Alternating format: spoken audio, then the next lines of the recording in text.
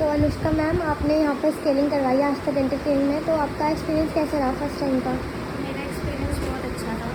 Ma'am बहुत friendly थी और मैम ने बहुत अच्छे से एक्सप्लेन किया कि अगर टाटा रिमूव नहीं होता है तो उसके क्या क्या फर्दर कॉम्प्लिकेशन हो सकता है, जैसे पेरियोडोंटाइटिस हो सकती है और बहुत मतलब दांत भी हिल सकता है, मोटिलिटी आ सकती है। तो उस हिसाब से मैम का प्राइस भी बहुत रीज़नेबल था, क्योंकि मैंने चेक करा था ना, तो इसका प्राइस मतलब 2000 से स्टार्ट हो रहा था। तो मतलब उस हिसाब से मैम ने बहुत ही रीज़नेबल प्राइस में पूरा का पूरा मतलब अच्छे से किया है और मतलब मैं बहुत सेटिस्फाई हूँ कि एटलीस्ट हो गया है अच्छे से।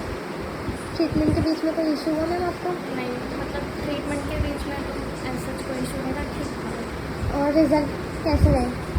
रिज़ल्ट भी बहुत बढ़िया था, मतलब एक्सपेक्टेशन से सही था। ठीक है, थैंक यू मैम।